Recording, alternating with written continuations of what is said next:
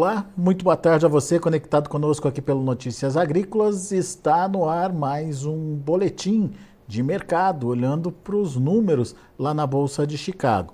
A sessão desta segunda-feira, desse início de semana, foi negativa, mas foram quedas relativamente pequenas aí, principalmente em Chicago para a soja, recuos de 2 a no máximo 4 pontos nos principais vencimentos.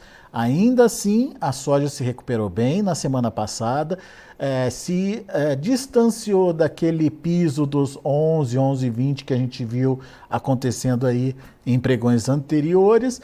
Mas e agora? O que a gente pode esperar? Continuamos, temos aí uma tendência de alta consolidada, continuamos a ver o mercado pressionado, enfim, quais são os fatores, quais são os fundamentos que estão na mesa agora e que podem mexer com esse mercado? Perguntas para quem entende. Vamos lá para Royal Rural, onde está o meu amigo Ronaldo Fernandes, já aqui com a gente no vídeo. Seja bem-vindo, Ronaldo, obrigado por nos ajudar a entender um pouquinho mais desse mercado.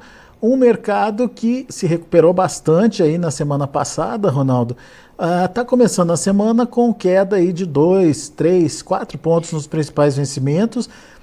Enfim, como é que a gente entende esse movimento? E mais do que isso, qual é o viés, na sua opinião, para os preços, hein? Boa tarde, olha, a gente fala que até 0,5% do mercado ali não é nada, o mercado tem que fazer um caminho, até 0,5% qualquer relatório, qualquer contrato leva ele para algum lado. A gente não encara como tendência. Agora, na última semana a gente teve um fator que de fato pode pressionar o mercado como tendência, e uma tendência de reversão. Foi o relatório do FDA, já é um relatório muito comentado, hoje é muito rápido, né? A informação, você tem a divulgação 2 horas da tarde, no mesmo dia, muitos comentários ali, o pessoal já vai dissecando o relatório, a gente aqui também faz isso, e hoje pela manhã já amanhece o mercado quase que nem com nenhuma dúvida. Só que esse relatório do FDA, ele foi quase que um tiro no pé do próprio FDA. Por que eu falo que foi um tiro no pé? Quando você pega o perfil do FDA, ou nosso USDA, como a gente fala aqui no Brasil, a maioria dos últimos relatórios não traz impressão de alta, pelo contrário. A gente já espera uma surpresa negativa e o relatório sempre jogar os preços para baixo. Dessa vez, o tiro no pé foi que a redução da produção brasileira foi muito pequena. Poderia ser um relatório baixista, porque colocou o Brasil produzindo 156 milhões de toneladas, mas não foi a isso que o mercado se atentou. O mercado olhou muito mais o lado da demanda. Ô Alex, não sei se você vai lembrar, a nossa audiência vai lembrar, eu vira e mexe, eu lembro disso aqui, dou risada sozinho. A gente teve uma cena no nosso Congresso Nacional, que o nosso ministro Paulo Guedes foi no Congresso, e aí um deputado, Zeca Dirceu, da oposição, falou para ele a frase solene: olha, o senhor é... Como é que foi? O senhor é tigrão para mexer com os aposentados, mas é tchutchuca para mexer com os ricos e os privilegiados. E aí o Paulo Guedes deu aquela resposta socrática: tchutchuca é a avó, é a mãe. O SDA, ele tem esse mesmo perfil. Ele, na hora de cortar, de subir a oferta, ele é muito agressivo. A gente viu acontecer nos últimos relatórios com o milho, a produção de milho da China, eles subiram 12 milhões de toneladas de um mês para o outro. Agora, na hora de cortar a oferta, eles vêm devagarzinho, devagarzinho, e a gente começou com a produção brasileira acima de 160 milhões de toneladas, e até hoje eles mantendo na casa de 156. E o que o mercado entendeu disso daí de uma forma bem clara? Que primeiro, que o SDA está propositalmente segurando a produção, 156 não, 155, né? Propositalmente segurando a produção brasileira. O mercado entendeu que isso é de propósito mesmo, que o FDA não quer cortar a safra brasileira por causa da demanda chinesa. A China, ela vem por alguns momentos com a sua economia capengando, mas agora em fevereiro saiu da deflação e agora entrou numa inflação de fato. A deflação ela é muito pior que a inflação. Então a China mostrou que começou uma pequena recuperação econômica, isso já é sinal de uma economia um pouco mais aquecida. A China teve um outro problema, que é a produção de carne muito alta, e ela falando para os produtores de carne, isso lá atrás já, olha, reduzam a produção de carne. E o que a gente imaginava? Não, se a China está mandando reduzir produção de carne, vai baixar farelo e baixar consumo de milho. E os produtores de carne não fizeram, não acataram essa orientação e continuaram produzindo carne, mesmo com a margem beirando ali a negativa para algumas regiões. Então, e o preço baixo agora no nível que chegou, sobretudo da soja brasileira, são todos incentivos para a China consumir mais. Isso não é controle do FDA, são dados que a própria China tem mostrado para o mercado. Então eles se viram obrigados a aumentar a demanda chinesa. E aí que foi o tiro no pé, porque eles colocaram que a China vai comprar esses 3 milhões de toneladas a mais, tudo do Brasil, saindo de 102, a China importando 105 milhões de toneladas. E isso aí é um erro arrastado dos últimos relatórios, porque a própria China, num congresso anual que eles fazem, eles já tinham falado no ano passado que eles iriam comprar 105 milhões de toneladas nos próximos 5 anos. A China deu essa declaração, olha, nos próximos 5 anos a nossa conta de soja são 105 milhões de toneladas. E o FDA vinha trabalhando com um número menor que esse. Então são dois problemas aí. O número de importação da China estava pouco. E para quê? Se a própria China já tinha falado que ia comprar 105 no mínimo, para que eles iam colocando pouco? Uma hora eles iam ter que corrigir. E o outro problema foi que colocaram que esse volume vai ser 100% do Brasil. Então olha só para você ver a matemática que não fecha. Se o Brasil produz 155 milhões de toneladas e vai exportar 103, não sobra soja no mercado interno. Porque a gente também teve um aumento de consumo interno do ano passado para cá. A gente teve um aumento de processamento, tanto para farelo quanto para óleo. Meio correlacionado ali, onde se produz farelo já tem o óleo, mas a Argentina vai voltar a vender farelo? Vai tomar grande parte do nosso mercado, mas isso não vai acontecer do dia para a noite, isso vai ser gradual. O Brasil ainda vai seguir com um aumento de consumo interno para processamento, seja para esse farelo ficar no mercado interno, seja para exportação. Então o FDA mostrou 2 furos. Mostrou um furo na importação e na demanda chinesa e mostrou também que só tem um fornecedor para a China, que é o Brasil. Então o mercado entendeu isso como fator positivo, não considerou que não reduziu a produção brasileira. E aí está um outro problema, que eles vão ter que mexer nessa balança nos próximos relatórios. O Brasil não vai produzir, não está produzindo 155 milhões de toneladas, então vai ter que reduzir. E aí o relatório, o mercado entendeu muito mais do lado da demanda, e aí entra um fator de tendência, Alex. A gente acredita que nós podemos ver Chicago voltando para perto ali, talvez encostar ali de novo na casa de $12 por bushel, Alex. Muito bem. Agora, Ronaldo, na sua percepção, a China está preparada para demandar mais? Cara, é interessante. Quando saiu essa notícia, eu não vou lembrar o mês certo, mas depois a gente pode pegar e mandar para vocês noticiarem. Foi num congresso, ela falando que ia comprar 105 milhões de toneladas. Nós entendemos isso, eu falo nós, o mercado como um todo, como um limitador. Isso é ruim, porque tinha uma perspectiva de crescente na demanda chinesa, eles estão limitando ali a 105 milhões de toneladas. E acabou que não foi ruim, porque os próximos números do FDA depois desse congresso foi colocando sempre abaixo. Então eles foram obrigados a corrigir. Agora, na semana passada, a China lançou oficialmente um plano de aumento orçamentário para armazenagem de grãos e óleos comestíveis. Isso é oficial. A China declarou que está aumentando o seu orçamento para armazenar mais grãos e armazenar mais óleos comestíveis. A China ela já está com um plano de reduzir a sua dependência das importações. E não é só de commodities, não. Tem uma guerra fria agora, a gente está vendo uma competição silenciosa para a produção de semicondutores. Os Estados Unidos e a China brigando para ver quem é que vai conseguir produzir mais chips, porque a gente sabe que a produção de chip está na mão de Taiwan. Por isso que a China quer pegar Taiwan. Inclusive o Xi Jinping fala que até 2025 vai ter ali a recuperação de Taiwan. Mas hoje eles brigam por causa da produção de semicondutores. A China, na semana passada, declarou que todos os órgãos estatais estão abandonando softwares americanos, não vai ter mais tecnologia americana para processar dado dentro da China, inclusive celular. Quem tem iPhone lá e for funcionário do governo tem que se livrar do iPhone para ficar só com produto chinês. Então a China está num processo de reestruturação, querendo sair de segunda para a primeira economia do mundo. A gente não sabe se isso vai dar certo ou não, quanto tempo que isso leva, mas ela está fazendo esse caminho. E não só na área de tecnologia, na área de informação, mas também na área de commodities.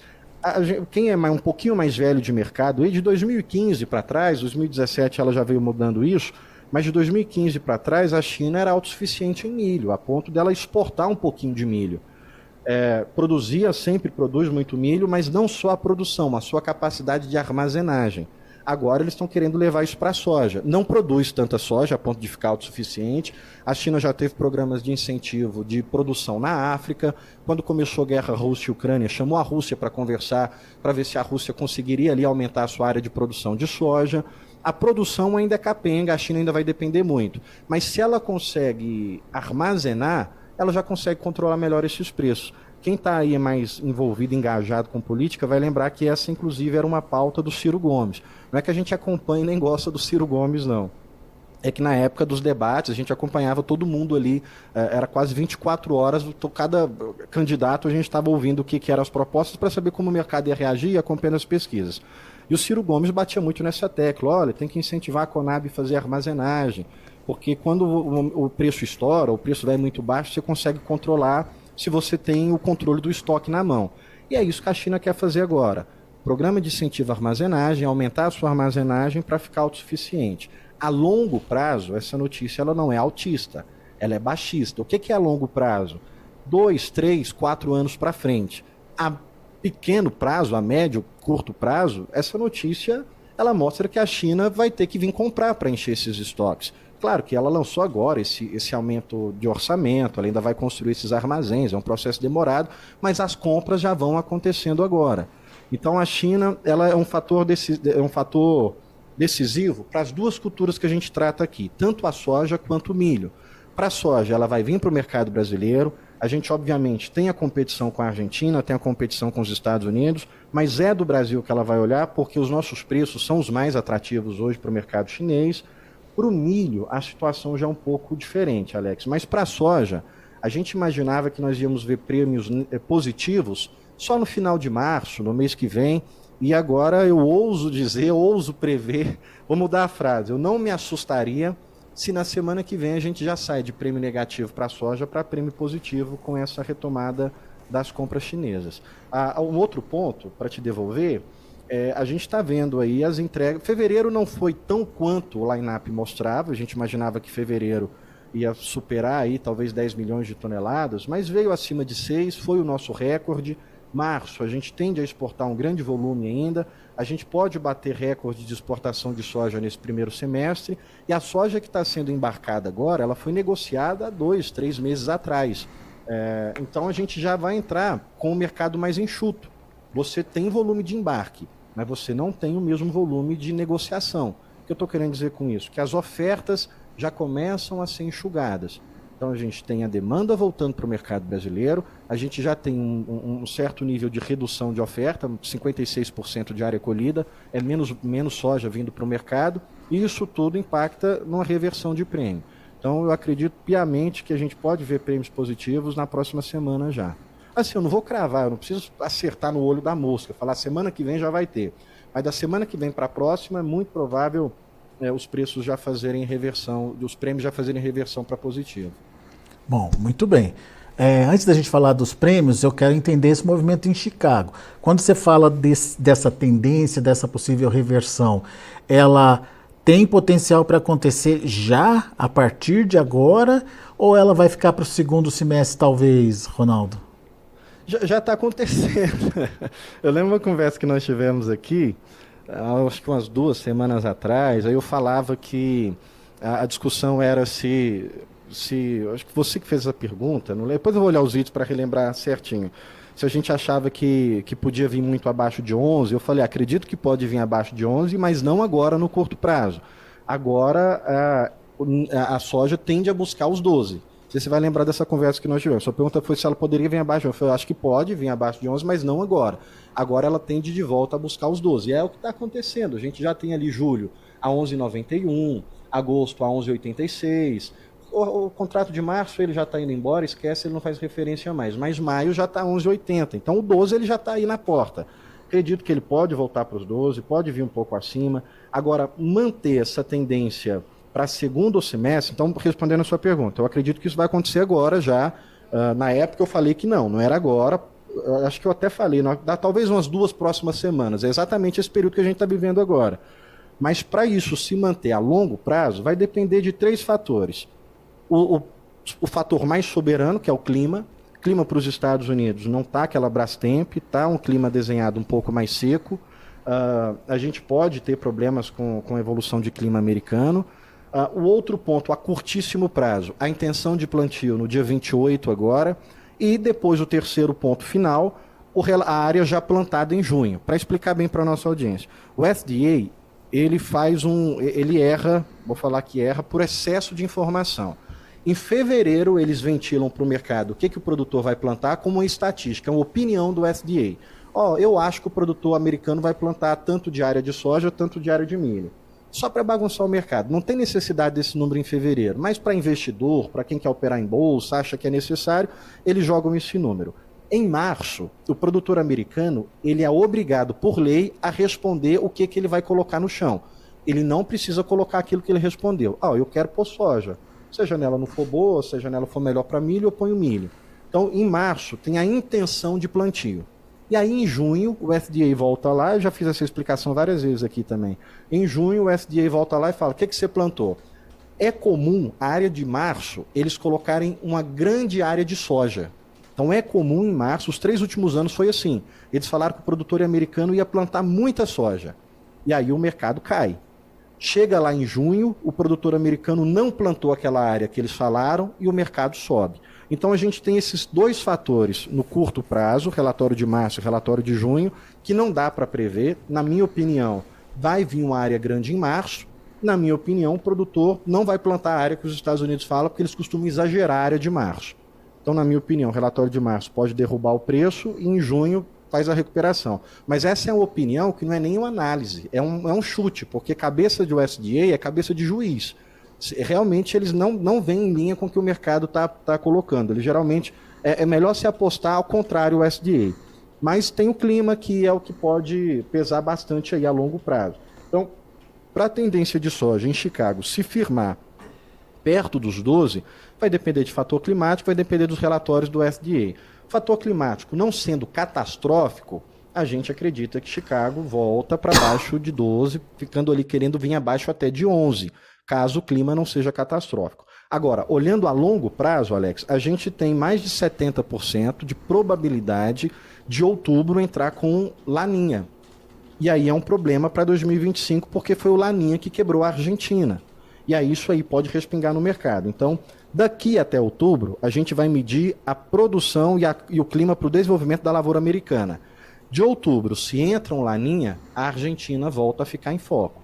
Então, esses são os cenários que podem movimentar Chicago. Na nossa opinião, agora ele volta para 12 e a gente vai ter que acompanhar essa evolução de clima, esses relatórios que vão vir aí. Mas não acredito que isso vai jogar os preços da soja brasileira muito para baixo, porque aí volta aquela conversa do prêmio que a gente estava falando. Se a China vem com essa demanda e o próprio FDA admitiu que isso vai ser voltado para o Brasil, os prêmios vão ter que compensar qualquer queda severa que a gente possa enxergar em Chicago. Bom, então temos aí pela frente algumas respostas para as perguntas que ainda estão em aberto. Agora, Você falou igual a Dilma agora. Porque clima nos Estados Unidos, a gente não sabe como é que vai ser, o que pode esperar, tem que esperar para saber. Relatório de março, a gente tem uma ideia do que pode vir, mas vai que dia 28 de março vem diferente daquilo que está se projetando. E o relatório de junho, enfim, está longe de acontecer ainda. Enquanto essas 3 respostas aí não forem dadas, a gente não tem certeza de nada, então. A gente tem certeza de uma coisa, a demanda chinesa está vindo para o mercado quase que consolidada já. Então isso é positivo para o Brasil, vai sustentar os nossos preços aqui, a ponto da gente ver altas significativas para o segundo semestre, é o que a gente acredita hoje. Por que a gente acredita nesse movimento de alta para a soja brasileira? Por causa da situação econômica do Brasil. Da China. Quando a China estava enfrentando problemas econômicos lá atrás, com aquela grande incorporadora, aí eles quebraram, a Evergrande quebrou, a gente falou, a China está capengando, é um ponto de dúvida para o mercado de demanda. Aí passou um tempo, alguns meses atrás, veio a Evergrande, a Cowtrend Garden, que é outra incorporadora quase tão grande quanto a Evergrande, muito grande. Aí uma grande incorporadora, uma segunda grande incorporadora quebra, foi naquele momento que a soja ela perde os 12 e vai para perto de 11. naquele momento que a economia chinesa deu sinais de fraqueza. Então olha só para você ver que nem tudo é o quadro de oferta e demanda, nem tudo é o que acontece no campo. Lá atrás, quando a economia chinesa quebrou uma grande incorporadora, os preços já recuaram. Quando veio a segunda, os preços perderam o grande suporte que tinha no 12 e vieram para baixo. Então, os elementos da economia chinesa vão adicionando pressão nas cotações. Hoje, os elementos que nós temos é de uma tendência de melhora. O dado inflacionário já veio melhor e esse incentivo para aumento de armazenagem, a longo prazo ele pode ser ruim, mas no curto prazo eles vão ter que comprar mais. Então, a demanda chinesa, ela cria um ponto mais de equilíbrio para essa conta nossa e de entender mais a sustentação dos preços. E aí é um ponto, Alex, para a gente frisar bastante aqui. Nem o mercado interno brasileiro, nem o SDA, ninguém tem que tentar manipular o mercado. Ninguém. Surgiu muito aí previsões de produção brasileira abaixo de 140 milhões de toneladas, abaixo de 130, enquanto lá fora o mercado estava com os números das trades trabalhando em torno de 150. Então o mercado, o que ele entendeu com o Brasil colocando o número abaixo de 140? Espera aí, as trades que fazem os levantamentos, que é o que nós confiamos, lá fora, o mercado internacional dizendo isso. A gente falou aqui com as principais compradoras de soja no Brasil. Eles correm em campo, eles têm trabalho de campo, de lavoura, de troca, de barter, de tudo, e eles estão falando de uma produção de 150. Se o mercado brasileiro, os produtores, algumas agências internas estão falando abaixo de 140, essa é uma tentativa de manipular. Ou seja, se eles estão querendo manipular para baixo, quer dizer que vai produzir mais, os preços despencaram. Depois você teve o SDA, até hoje, tentando jogar a produção de soja muito perto de 160 milhões de toneladas. Também é um erro, também é uma manipulação. Então não adianta ninguém querer colocar algum número fora da realidade, porque o mercado se ajusta.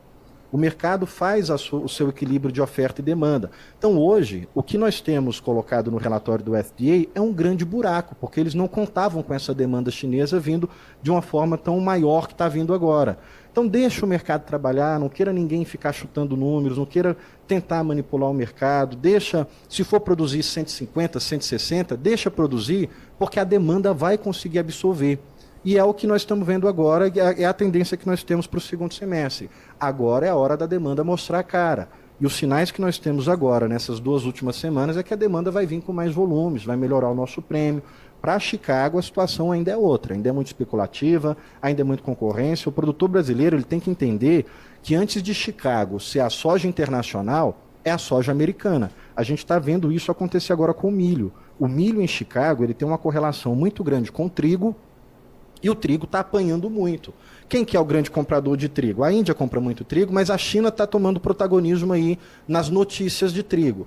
A China, ano passado, comprou muito trigo francês, comprou muito trigo australiano, o trigo russo está muito barato, a Ucrânia também ofertando um trigo mais barato, e na semana passada a China foi olhar milho da Argélia, muito mais barato que o milho dos Estados Unidos. Então cancelou a compra de trigo americano, isso acaba represando também no milho. Então Chicago, antes de refletir o preço internacional, ele reflete o preço americano. Por isso que a gente gosta de fazer assim, sempre as análises, o que é o preço da soja no Brasil, que às vezes tem que sofrer alguma correção do prêmio, e a soja em Chicago, Alex. Muito bem. E você também falou, né, dessa mudança no prêmio aqui no Brasil, que já a partir de semana que vem podemos ver prêmios positivos por aqui. Isso tem a ver com oferta ou tem a ver com o momento da oferta? Vou traduzir. Momento da oferta a gente considera que é um produtor segurando essa soja, mas que uma hora ela vai aparecer no mercado. Oferta, né, que é aquela oferta restrita mesmo, consolidando ou confirmando uma safra menor por aqui. Qual que é a realidade dessa alta dos prêmios, na sua opinião, Ronaldo? O prêmio, ele acaba que raramente a gente vê o produtor fazendo algum controle do prêmio. Deveria, na verdade, ser mais controlado pela venda, mas o prêmio, quase 100% do ano que é negociado, é o comprador que dita o prêmio. Por que é o comprador? O que é esse prêmio, na verdade? O prêmio é a diferença de praças. Em Chicago você tem o preço, no Brasil você tem outro. Então, para equilibrar esses preços, você tem o prêmio. A diferença do preço Brasil, preço Argentina, Muita coisa ali, é claro, que é a logística, mas se também tem os custos portuários de cada situação, e os custos logísticos também de cada situação, não só o frete, mas os impostos de cada país. O prêmio, ele agora vai mostrar o apetite da demanda. A oferta, ela já está sendo enxugada. E não é agora, não é no embarque de fevereiro, não é no embarque de março que essa oferta começou a ser enxugada. Essa soja que ela está saindo agora, ela foi negociada 2 meses atrás, então a pressão é lá atrás. A venda que você vai embarcar no mês que vem, ela tem que ter pelo menos 2 meses já de negociação. Então é aí nesse momento da negociação que vem a pressão da oferta. Agora a gente vai ter ofertas mais espaçadas, a gente não vai ter mais aquele volume todo vindo para o mercado de uma vez só. A gente não vai ter mais a trade dizendo assim, eu não preciso comprar a soja do Zé porque o vizinho dele está vendendo. Não. Agora a gente vai ter momentos de ofertas mais espaçados, o produtor já organizado com a sua armazenagem. Claro, vai entrar aí ainda momentos de captação, de necessidade de levantamento de caixa. O milho pode sofrer um pouco mais com isso, mas a soja a gente já acredita no mercado se enxugando. Não é um mercado enxuto ainda, mas ele já está se enxugando. E o segundo semestre, sem sombra de dúvida, o mercado muito mais enxuto. E aí, se tem um laninha que pode impactar a produção da Argentina, aí de outubro em diante a gente vai ver mais pressão de preço para a soja, e sim, isso bate em Chicago também. Mas eu não vou cravar clima aqui, porque aí eu estou querendo ser mandinar mesmo, eu não posso fazer isso, tem que trabalhar com a análise do fundamento. Então hoje a gente não tem um mercado precificando um clima, então tem um espaço ainda para Chicago sentir uma possível laninha, não só por causa dos Estados Unidos e do Brasil, mas sobretudo por causa da produção argentina, Alex. Então a oferta, ela já está um pouco enxugada, ela vai se enxugando cada vez mais, a gente não está com volume de comercialização muito alto, como a gente tinha nos outros anos, mas colocando só dentro dessa janela se enxugou sim. O interessante agora para o produtor seria olhar o seguinte: vendas para 2025, talvez sejam pontos interessantes olhar agora, e os insumos estão cada vez mais com a tendência de queda nos preços. A gente vê isso pela própria balança comercial, a gente está importando mais volumes e pagando mais barato por esses volumes. Então talvez seja momento de ainda olhar um dólar perto de R$ 5 para fazer venda de soja futura, e à medida que o dólar vai se aproximando de 4,90, travar os preços, os insumos. Aí é palpite mesmo, eu não travaria os insumos agora. Eu acredito que os insumos iam um pouco mais para baixo ainda. Mas claro que o produtor ele tem que olhar para falar de preço futuro a relação de troca, o que for a melhor relação de troca saudável para ele. Mas a perspectiva nossa para o mercado é essa. Chicago tem ainda 3 fatores, mas que, mesmo que eles sejam negativos, a demanda vai ser soberana. Então, a partir de agora, é a demanda que faz a regra, por isso até que a gente vê essa correção de prêmio. Muito bem. Bom, vamos ser, então, objetivos, Ronaldo. Quem tem soja para vender agora, espera? É melhor esperar, então, mais um pouquinho para ver esse comportamento se concretizar? A gente vinha falando isso aqui, muitas vezes eu repeti isso, que o produtor precisasse vender na boca da colheitadeira e amargar preços baixos, e de fato amargou. Agora o produtor que já resolveu a vida, que já colheu, que não precisa levantar caixa agora, a nossa sugestão sempre é essa: faça a sua conta de carrego, mas coloque isso no lápis. Por quê? Não é só quebra técnica, não é só armazenagem, é se ele tem algum endividamento, alguns juros que ele tem que carregar lá para frente. Até R$ 10 essa saca, esse custo de carrego, a gente talvez acha que não vale a pena o risco dele segurar. Para eu carregar essa soja aqui, vai mais de R$ 10 por saca. Eu não acredito que vale o risco, não. Mas eu vou falar assim, tem um produtor amigo nosso que fala assim: eu vou te ajudar a me ajudar. Se fosse você, se fosse eu não venderia hoje, eu esperaria um pouco mais, Alex. Né? Muito bem. Vamos prestar atenção no comportamento do mercado daqui para frente, cenário um pouco mais positivo aí para os preços, com demanda um pouco mais atraente aí, enfim, podendo ajudar a segurar esse movimento de alta ou de melhora nos preços. Temos um primeiro alvo que são os $12 por bushel, e depois desse alvo, Ronaldo, podemos ver mais adiante o mercado continuar subindo. Daí depende do mercado climático lá nos Estados Unidos, né? Se eu falar que sim, eu estou chutando mesmo, não estou sendo técnico não, mas vai depender obviamente dessa situação de clima, vai depender desses relatórios, mas para dar uma opinião totalmente informal aqui, despretensiosa, eu acredito ainda que a demanda vai mostrar mais força para as cotações. Então, para a gente ter uma situação de reversão dessa alta que a gente está vendo agora, é realmente a economia chinesa. O que nós temos hoje são projeções, a China ainda não mostrou nada na prática. Então, se a China não vir para o mercado conforme é o que se tem agora como tendência, isso reverte, obviamente. Então, a gente vai ter que acompanhar esse movimento de demanda. Então, confirmando esse movimento de demanda, os 12 já está meio que colocado no preço, Alex. Então, os espaços de alta, para como tendência, ficar muito firme disso, vai depender de se tiver uma quebra americana, vai depender se tiver uma redução de área muito grande, mas eu ainda acredito que a demanda, se mantendo com as projeções que a gente está vendo agora, tem força para dar sustentação. Boa. Agora, eu estou colocando essa sustentação no preço físico, colocando o prêmio aí como esse ponto de reequilíbrio, Alex. Muito bem. Tem uma pergunta interessante aqui do Sérgio Pereira. Fertilizantes ainda tem espaço para queda de preços, na sua opinião? Tudo tem. Tudo tem, né? Eu não vou ser... Aqui como fertilizante eu estou bem palpiteiro mesmo, viu? Eu não estou fazendo nenhuma análise muito profunda, não. Eu estou olhando muito mais o lado macroeconômico. A gente teve uma pressão de alta nos preços de fertilizante, na sua grande maioria, por pressões geopolíticas.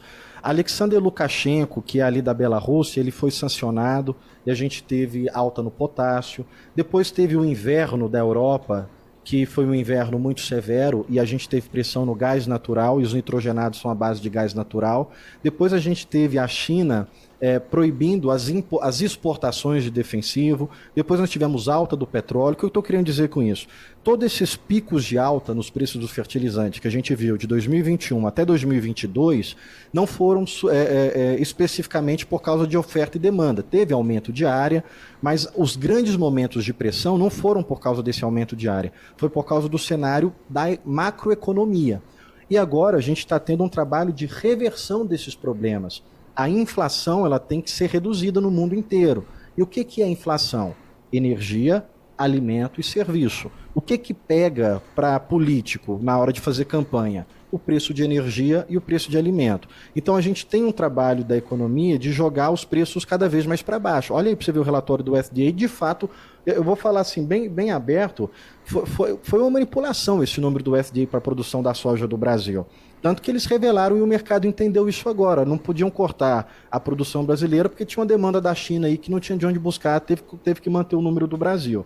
Então a gente vê um trabalho orquestrado para reduzir custo de alimento.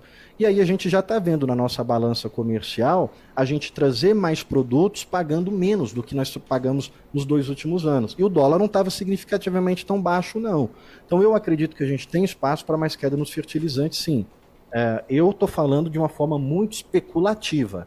A nossa orientação para o produtor, quando ele vai fazer venda futura, é sempre olhar a saúde da relação de troca. Se a relação de troca está ok, faz negócio. Mas olhando de uma forma especulativa, entendendo que quando eu falo especulativa é um risco grande, eu ainda acredito que os fertilizantes caem mais. Então o que eu faria hoje? Eu travaria soja, porque eu tenho receio para o mercado de 2025, justamente por causa desses custos, e deixaria para travar os custos um pouco mais na frente, Alex. Mas claro que não faria isso 100% também, eu estou falando sempre de média, vai fazendo média, o melhor preço é uma boa média. Muito bem. Meu caro Ronaldo, muito obrigado mais uma vez pela participação aqui conosco, sempre trazendo informações importantes, informações que colocam o produtor para pensar e obviamente ajudam aí na tomada de decisão. A gente fica muito contente aqui quando tem as interações dos produtores também. Ao Sérgio, obrigado pela participação, Sérgio, e obrigado a todos que estão conectados com a gente também pelo YouTube. Afinal de contas, a nossa audiência no YouTube está crescendo e a gente precisa atingir lá aquela meta dos 100 mil inscritos. Estamos perto disso já e graças à sua audiência. E fica o convite aí para que você também peça para o seu amigo, peça para o seu vizinho, enfim, adicionar a gente ali se inscrever, aliás, ali no YouTube do Notícias Agrícolas Oficial lá no YouTube. E, óbvio, deixar o seu joinha. Ronaldo Fernandes, da mesma forma, está nas redes sociais, né, Ronaldo? Tamo lá. Ó, desses 100 mil, tem uns 10 que é aqui da Royal, viu, Alex? Então, no mínimo, se não tiver mais, que estamos lá também. E aí eu vou aproveitar o seu embalo e pedir também, lá no Instagram da Royal Rural, até vou dar uma informaçãozinha aqui, que a gente estava com alguns quadros de informação que estava paralisado. Hoje, terminando aqui, eu já volto a gravar um informativo lá para o nosso Instagram. Então, se puder seguir a gente lá, depois que seguir aqui no YouTube, Notícias Agrícolas, lá no Instagram, royal.rural, você vai ter informação também por lá. Boa. Muito bom. Obrigado, Ronaldo. Volte sempre, meu amigo. Obrigado, Alex. Até a próxima, meu amigo. Até. Ronaldo Fernandes, Royal Rural, aqui com a gente, trazendo as informações do mercado, em dia que o mercado encerra lá em Chicago no vermelho. Vamos ver como foi o fechamento do dia? De olho na tela. A gente está com um probleminha aqui para puxar a tela para vocês, mas deixa eu ir narrando os preços. O vencimento maio está caindo 4 pontos mais 75, aliás, já fechou com queda de 4 pontos mais 75 a 11 dólares e 79 centes por bushel. O vencimento julho, fechando aí a 11 dólares e 91 centes por bushel, uma queda aí de 3 pontos mais 75. O agosto, 11 dólares e 86 centes por bushel, queda de 2 pontos mais 25. E o setembro, 11 dólares e 75 centes por bushel, uma queda de 2 pontos. Está aí na sua tela agora para você poder acompanhar junto com a gente. Vamos ver o milho. O milho encerrando aí de forma positiva para março. 4 dólares e 28 centes por bushel, uma alta de 2 pontos. Para maio, 4 dólares e 41 centes por bushel, uma alta de 2 pontos também, a mesma alta para julho, que fechou a 4,53, e setembro, 4 dólares e 60 centes por bushel, subindo 1 ponto mais 25, altas pequenas, mas enfim, positivas aí para o milho. E temos também o trigo que para março fechou com alta de 10 pontos mais 75, a 5 dólares e 37 centes por bushel. O vencimento maio, 5 dólares e 47 centes por bushel, acabou encerrando aí com alta de 9 pontos e meio. E o julho, 5 dólares e 61 centes por bushel, uma alta de 10 pontos mais 75. Temos também o setembro a 5 dólares e 75, agora sim na sua tela, uma alta de 10 pontos e meio. Repetindo então, março 5,37, maio 5,47, julho 5,61 e setembro 5 dólares e 75 centes por bushel, altas aí na casa dos 10 pontos lá na Bolsa de Chicago. Muito bem, a gente vai ficando por aqui, agradeço muito a sua atenção e a sua audiência. Notícias Agrícolas, informação agro relevante e conectada.